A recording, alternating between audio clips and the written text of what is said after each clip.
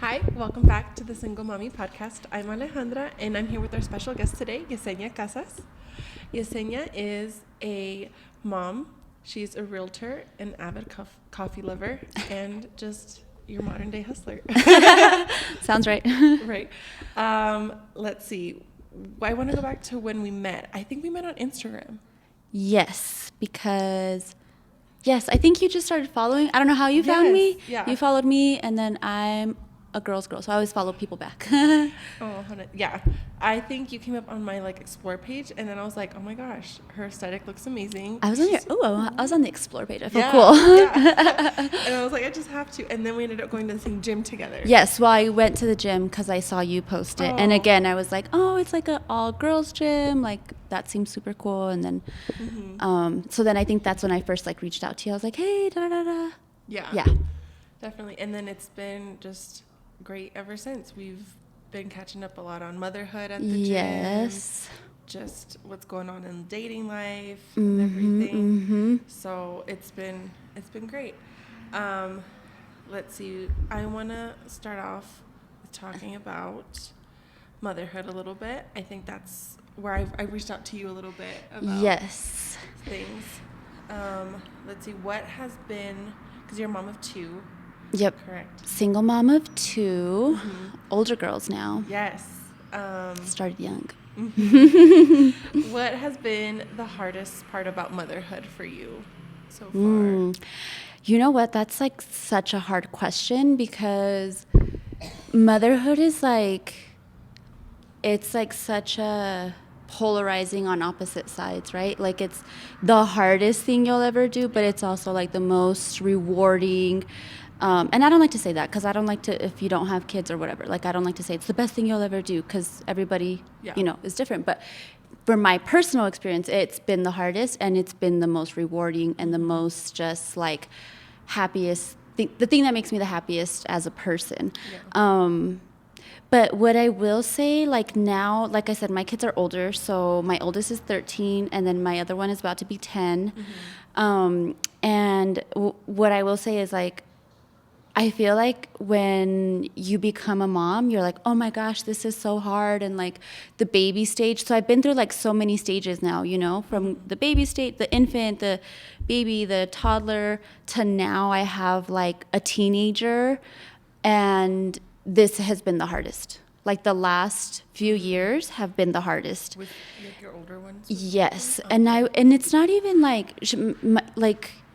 kids, she's the sweetest. She's not I would say she's not a typical teenager. So it's not necessarily I'm getting attitude and I'm getting all the typical things, but parenting in today's world, I think is the hardest thing because it's just tough to navigate. I think I find myself being a helicopter parent and just wanting to protect her, but it's a tough balance of. And then I think that's goes into being a single parent, right? Because you have to be the disciplinary, but then you also want to be the fun parent sometimes. Yeah. So finding that balance is super hard, and it's really hard right now that she's this age. Yeah. No. I get it because they have access to so many things that we didn't. Yes. And just because I see it in my work, I'm oh my gosh, kids are getting exposed to so many things. What am I going to do when so many things. So I think that's been the hard part is she's not a typical teenager. She doesn't want to be on social media. She doesn't, she's really into her sports. She loves to read. So she's a very good, innocent girl. And I think it's been really hard for her to navigate growing older, becoming, it's been hard for her too. Because she's just not interested in what a lot of today's teenagers are interested in and growing up so much faster and da-da-da. So it's been hard to just kind of try to guide her through that, but you're also limited as to what you could do, so that's been tough. No, I get it. Yeah. That's something I think about constantly, even though mine's only 5. I'm like, what am I going to do? Enjoy it, because it's always hard. Like, that's the thing. It's always hard. Like, parenting is always hard. I don't think there's a single stage that I'm like, oh, that was easy breezy, beautiful cover girl. Like, it's not. It was, every stage had its challenges. At first, you're not sleeping, you're tired. Then you're, breastfeeding. Like, I'm so past that stage, but I remember how hard it was, and when you're in the thick of it. But like, now that I have everything all up to here under my belt, I would say that this has been just the hardest stage. So yeah, enjoy it when they're little. It doesn't last long. It's crazy. You hear that over and over again, and I'm sure you feel it now. Yeah. Like, you're like, oh, I remember when she was this little. Yes. But yeah, now I'm like, oh my gosh, I'm gonna have a high schooler. Yes. Like, where did the time go? Like, this is not okay. Yes. Like, it's sad. It's bittersweet. So how was it up to, like, when you were trying to become a realtor and taking all the exams? I'm not really quite familiar with the process, but you have to be licensed, obviously. How was it doing that, working a different job full-time and parenting? Like, what? It's challenging. It's a lot of work. Finding that balance is difficult. I would say that for me, I'm very, very blessed. Like, I have such a good support system that has really allowed me to do a lot of things, Yeah. So I'm very, very blessed in that aspect. But it's challenging, and I think, to me, it's always, my kids are always the priority.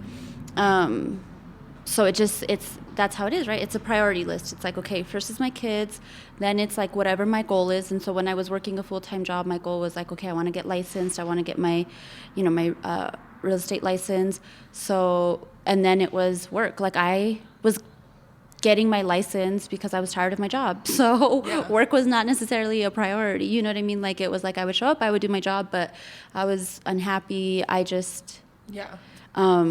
So it's a priority thing. So it's always the kids first, then whatever I'm working on, and then it kind of goes down from there. But yeah, I would say the biggest thing is I have such a good support system that I'm like, hey. Yeah, like, it takes a village. It literally takes a village. So I'm very blessed, and like, people that don't have that, I commend them, because I'm like, I don't even know what that's like. Like, I'm just so lucky. Yeah. Let's see. What made you want to do that transition from that job that you were working in before to real estate? I think it has a lot to do with just my personality. I am a go-getter, and I just feel like when I would go be at a different job, at every job that I would be like, oh, I would do something that like interests me, right? Like, I'd be like, oh, this seems interesting. Like, I could learn something. And then I would get really, really good at it. And then I would get really bored. And then I just like mentally check out, and I'm like, I hate it here. Like, so that was a big part of it. And then two, being a mom, like, I was sick of having to ask somebody like, hey, can I leave early today because XYZ reason? Or, hey, like, I remember when I started my last job, it was like my first week on the job, and my daughter was out playing somewhere. She was with my sister, actually, and she got like a little cut, like, it was kind of deep. She ended up having to get stitches, but my sister was like, hey, da-da-da. I was like, I gotta go. I literally like ran out on my job, and I was like, I gotta go. So I've been like lucky to have pretty decent like workplaces where they're pretty understanding and things like that. But I understand it gets tiring. Like, it's just, I don't want to do that, And so now I want to tread lightly, because I think that's a huge kind of like misconception of being a real estate agent, is that you just have like all this flexibility and you just get to make your whole schedule, and like, it's just so whatever. It is and it's not, because we still work for our clients, and so we're on their schedule, and 90% of people are on a 9-to-5 schedule. So when they're free, that's when we're working, so nights and weekends, etc. So so it did allow me a lot more flexibility, but it's hard. Like it was hard in the beginning to balance that and figure out like, how do I prioritize? Oh, puppy. I got distracted. How do I prioritize, excelling in this whole brand new field that I'm not a part of, no prior experience, no prior connections, but still show up for my kids. But it's awesome, like I work my schedule too. I pick them up from school, I drop them off at school, I take them to practices 98% of the time, and then that 2% is like I had something come up and whatever, and then I have my village come in and be like, can you help me, so yeah. But being a mom was like a huge part of it, and then just my personality, like it got to the point where I was like at work and I just felt like I was like trapped in a box, and I'm like looking at the outside world and I'm like, this is so lame. Like I don't want to sit in front of a computer doing this meaningless work to me, like I hate tedious work. That's like just my personality. Like in school, I was always like a good, smart student, but I never did homework. So like my teachers were like, oh my gosh, like you're not doing good in class, but like you're like the smartest one here. And I'm like, I don't want to do homework, so that's what being at work felt like. And so real estate is just like a really good fit for me personally, because like I always say, I'm like a forever learner, and real estate is like, it's crazy. Like it's just crazy. Every transaction is different. Every client is different. Every house is different. Like you're never doing the same thing all the time. So it works for me. I understand that. And I think I'm in a similar spot because I've been thinking about like what's my next step as far as like my career. Yeah. Because I've been feeling it's been taking a lot of time away from my daughter, and then I'm like, I don't like that. I don't like that I have to ask constantly whenever something comes up. Yeah. And then I don't want to look bad because I care about my job, and and I know that I can be ambitious as well. So I just need to find a balance of like, or I guess a direction in which I want to go to. Yeah. Just head that way. Yeah, it's super duper hard. Yeah, I don't know do you have any plans or? The only thing that's like enticing to me is just obviously just being an entrepreneur and having a business of my own, because then that way I don't have to ask somebody else, and I can just like delegate from there. And I think that's kind of where my heart is headed towards, especially I don't know if I told you, we owned a restaurant before. Yeah. And that was nice in a lot of ways, but in other ways it's not, because even though it's not a 9-to-5, it's a 24-hour yes thing. But the money was great. It was a give and take. That's how it is though. Like that's literally how it is. And that's what I'm saying. Like I want to tread lightly when I say, because I don't want to glamorize what is being a realtor, what is being self-employed, because it's hard. It's very, very hard. And there's a lot of times where like, my kids are like, oh, you have to leave us again. Like you have to go show house. I'll be showing houses like all day sometimes, you know what I mean? And they're like, oh, they're complaining about it. And sometimes I'll take them with me and they're like, oh, we don't want to go. So it's hard, but to me, I'm like, it's good for them to see that too, that it's not just always like fun, and the world doesn't revolve around them. So I like to have them come with me sometimes and like go with me to showings. Once I know my client and stuff, like I'll be like, my kids are coming and it's fine. But because they get to see like, oh, this is what my mom does. Like she actually works, or they see me like writing contracts at like 9 p.m. So again, it's flexible. I was able to go to your soccer game, at 2 p.m. this afternoon, but now I'm showing houses until 8 o'clock, writing offers until 11, on the phone first thing in the morning, like all those types of things. So it's very much a give and take. You're getting flexibility, but your hours become flexible to where you wouldn't be working at 9 p.m. if you had a traditional job, know? So I never discredit like people that I don't like to glamour. Like I love being self-employed and being an entrepreneur, but I get it. People that have regular jobs, because it has its perks. Like you clock in, You do your job, And you clock out, and you anything. don't have to think about it. You know, like your work stays there, and your time is your time, where that does no longer exist for me. Like my time is my client's time all the time. Yeah. So if I'm watching a movie with my kids, I'll be like, oh, my client's like push pause, or like I'll leave, and they're like, where are you at? You know, that type of thing. Yeah. So it's a lot of give and take. So I think it matters like what's more important to you, and like your personality too, if it's a good fit. No, yeah, I definitely get it. That's why I admire you so much, and when I get to see a glimpse of like your work through social media, and like I see you posting like I'm working at 9 p.m. like at night with all these contracts and stuff. Yeah, and sometimes I'm like, should I post? I don't want people to think like, oh my gosh, like no. she's like trying to show that she's like whatever. But sometimes too, I'm like, it's not all like I said.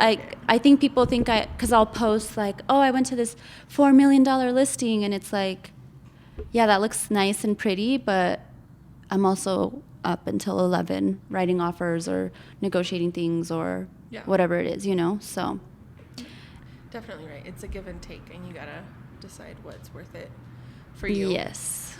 Okay, so I want to do a little switch here and switch more to real estate. Okay. If that's okay. Okay.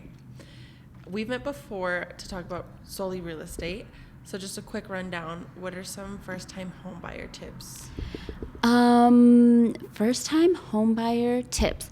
My biggest thing that I tell first-time, and I'm pretty sure I told you this when we met, is if you are thinking about buying a home, and I think we get in our heads a lot, and we're like, oh, but my credit's messed up. Oh, but I don't think I'll qualify. Oh, but I don't make enough. Oh, but like it's too expensive. Interest rates are high. Like we will make a million excuses in our brains as to why we won't do it. We won't be able to do it. Mm-hmm. And so my biggest thing is, if you want to buy a home, if you have thought about it, if it's a goal that you have for yourself, even if it's not right now, just talk to somebody. Like reach out to an agent. Or reach out to a lender. I say reach out to an agent first, which they're going to put you in contact with the lender, but just reach out to somebody in the industry that you've seen them. Maybe they helped somebody that you know buy a house or sell a house, and talk to them and tell them what your situation is, because the biggest thing is you have to plan. And like I said, it might not happen right now, but if you are like, okay, well, I want to buy a house, but my credit's really bad, then we have resources to help you navigate that process, so that we can position you, in 6 months, in a year, to buy your house. And so just reach out. Like that's like my number one tip is reach out, find out where you really stand, and have somebody look at it full picture, so they can tell you like, okay, well, your income looks great, but the credit needs a little work, or your debt to income ratio is a little high, or these things, because you could make up in your mind like all these different things. And there's so many common misconceptions. Like people think you have to bring 20% down, and that's completely untrue.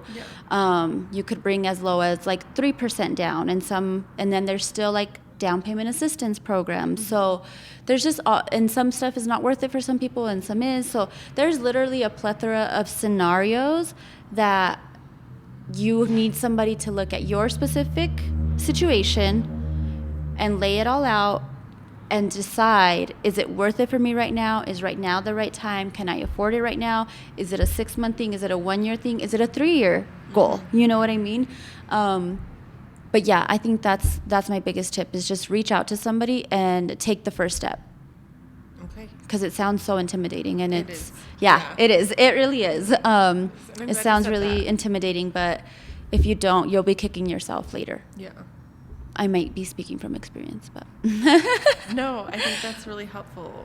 Dad, did you hear? I don't need a 20% down payment. Yes, like, she doesn't. 20%, and I'm like, I can't. I mean, you're in a better position, obviously, but there's options, and you could decide kind of like what that means. And it doesn't have to be like 3% or 20%. It could be like maybe you bring 5 or 10 or whatever. So again, lots of options. Okay. So what should someone take into consideration when like looking for a realtor? That's a good question. I think my biggest thing that I find with my clients is that they end up really trusting me. And so I think that that's like the biggest factor is you want to find somebody that you can trust, and whatever that means to you, right? Like maybe it's somebody that you're like, I know that they're super experienced and they've done a million deals and like they're going to know exactly what they're doing. But I started off, and you don't always have that experience, you know? So maybe it's also like, oh, I know that she would have my best interest and and she's going to look out for me and tell me like the real deal, how it is, and not just try to get a sale.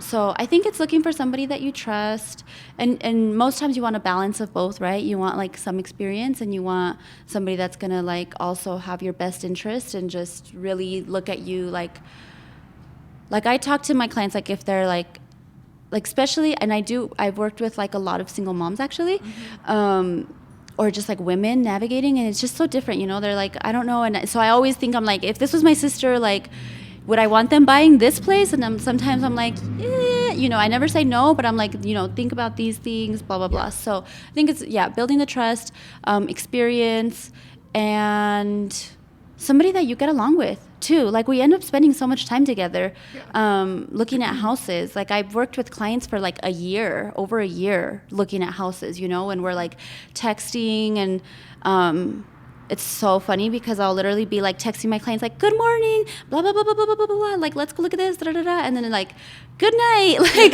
it's like a little relationship, you know?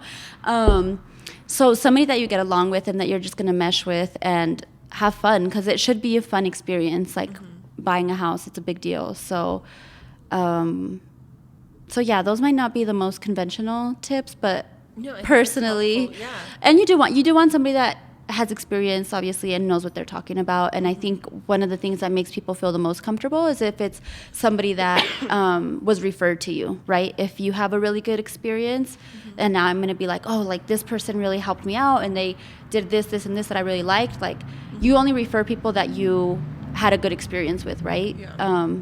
So I think getting a referral from somebody that you trust too is also a good source.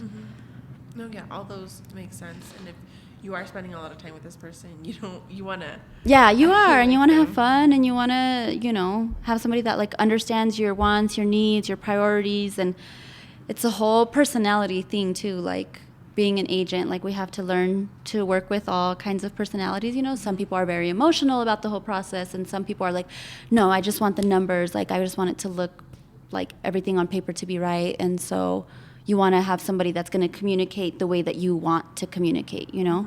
So, and I've been interviewed, like I've had a client like interview me along with like 3 other agents, and and I think for most times it does come down to personality. Like I'll just be honest with you, I've gone up against more experienced agents than me. I've gone up against agents that are cheaper than me, but my clients ultimately just feel very comfortable that I understand what it is they're looking for. So no, that makes sense. The vibe. Yes, the vibes have to be right. For sure. Let's see.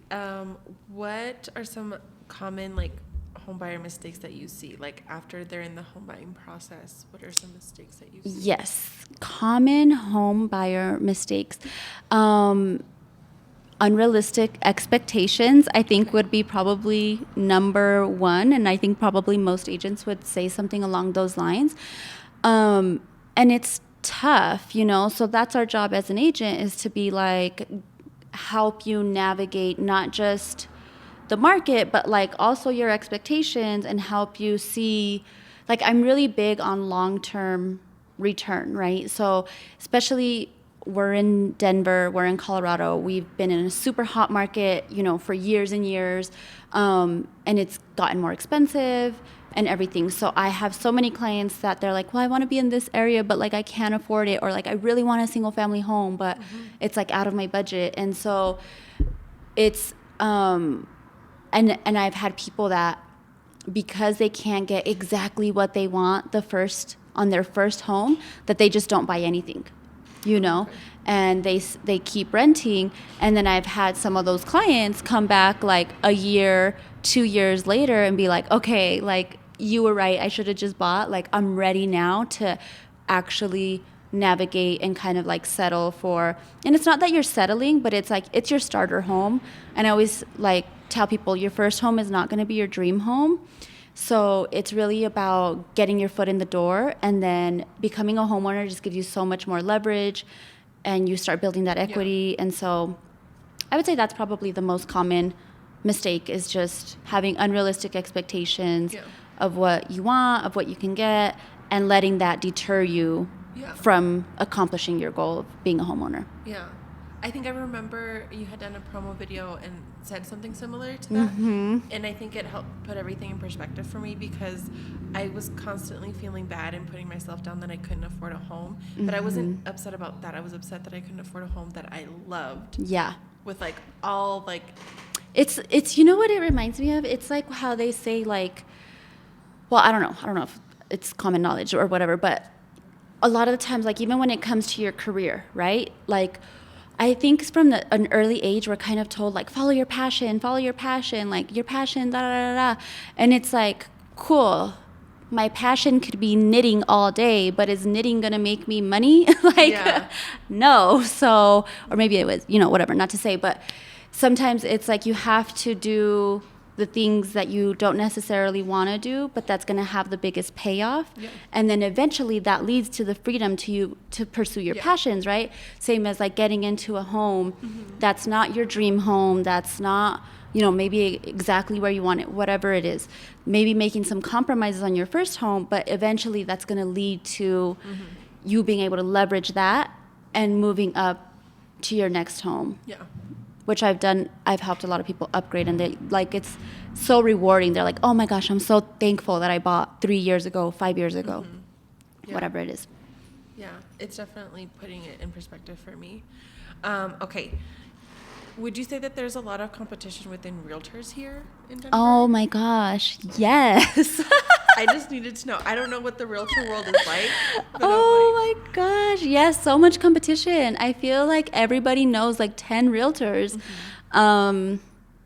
So yes, there's a lot. It's a very saturated industry with realtors. But I will say there's levels to it, kind of. Like, there's just some people do it. And I guess one thing I would say, not to downgrade anybody, but like, again, kind of like going back to your question about like what's important when shopping for a realtor, I would say find somebody that does it full time. Like, this is what they do. Because there's a lot of agents that do it, but it's like very part-time, and they only do a few deals a year. And so you're just not going to get the same like experience and the same knowledge and the same, as somebody that's doing it full-time. So yeah, I think that it's a very competitive market. It's annoying being a realtor. I'm like, and then it's like so typical. Sometimes I'm like, oh, I'm just another realtor. Like, but it's very saturated. Sometimes what I think about is like Selling Sunset. I'm like, could there be a Selling Sunset spinoff in Denver? I know, right? All of this. Like, that's so funny. I know people comment that all the time. They're like, oh my gosh, that's like Selling Sunset. I'm like, no, it's not. Like, no, it's actually not. I wish. Great. Okay. For the end here, I'm going to do some rapid fire questions. Dun, dun, dun. Pumpkin spice or apple cider? Pumpkin spice? There was a question mark for that. DC or Marvel? Oh, I don't even know. Marvel? I'm not a superhero girl. I have girls, I don't know. Yoga or Pilates? Yoga, I guess. I don't need to do either. Oh, I didn't mention this one. Zillow or Redfin? Ooh. MLS. Neither one of those. Neither. I don't use either one at this point, so I don't know. I think before I was a realtor, I used to look at Redfin like it was more. No. I don't know. I have a video on Zillow too, if you haven't seen it. Yeah. I forgot you had thoughts about Zillow. Yeah. I have stopped using it since you good. put that video out, actually. Okay, deep dish pizza or thin crust? Thin crust. What is your go-to coffee order? A regular latte with whole milk, which people think is aggressive. We're in the modern world of like milk alternatives, but I'm solid, like a whole milk kind of girl. No, I'm going to order that next time. Skiing or snowboarding? Snowboarding, I guess. Stay in or eat out? Eat out. Okay, what is your hidden talent? Ooh, I don't think I have one. You know what I think my hidden talent is? I'm a really good learner. Mm-hmm. So I have like many weird little talents because I just like to learn new things. So like at one point in my life, if I wanted to right now, I probably could like make cakes, like out of fondant and like the whole thing. So you're just a quick learner? Yeah, I'm a crafty girl, so I just like to do a bunch of random it things. It comes in handy. Which Hogwarts house are you? You have to know. I do know. So I say I'm a... Hold on. What's the other one? Griffin. I call myself a Griffin Puff because I've taken the little thing and I either get Gryffindor or Hufflepuff. And then it's funny because my kids, one of them is a Hufflepuff. I'm sure you know which one. And then the other one is a Gryffindor. So Yes. I'm like the combo of them. Oh, that makes sense. Yeah. That makes sense. Favorite place to shop for clothes? Probably Zara. Like it's always a good, easy go-to where... And they have good basics. I always find, good basics. You can dress it up, dress it down. Yes. Oh, yes. I love, I'm on, like, I feel so flattered when people do that. I'm on, like, a few people's hotline. Like, they'll literally message me, and I take those messages so seriously. Yeah. Just so you know. Like, if I see my phone, I'm like, okay, what do you, no, that doesn't match. Like, some people will text me, like, does this look okay? Which shoes? Da-da-da. So, Yes. love that. It will continue. Okay. Favorite coffee spot in Colorado? Ooh, this one is tough because I'm not super duper loyal to any spot because I'm like all over the place, but I have a few. What's your favorite one right now? My favorite one that I've been going to right now is probably Steam in the Highlands. Because their coffee is really, really good. They're kind of purist. They don't have like a bunch of flavors and da-da-da-da-da. So again, my coffee order is just a latte, so I love it. And then they have, if you're ever there, they have a pastry. It's called a Colorado Queen, and it's like a croissant, but it's like, I don't even know. It's like heaven on earth. It's amazing. So I literally go there just to like treat myself to one of those and like a latte. It's amazing. I will try it out, and I'll also try your coffee order. Yeah, I know. It's kind of boring. Well, thank you for joining me. Yeah, thank you so much for having me. It was super fun. Interesting, yes. And I would love to have you on again. Anytime. So, yeah, thank you. That's a wrap. Thank you for listening to the Single Mommy Podcast.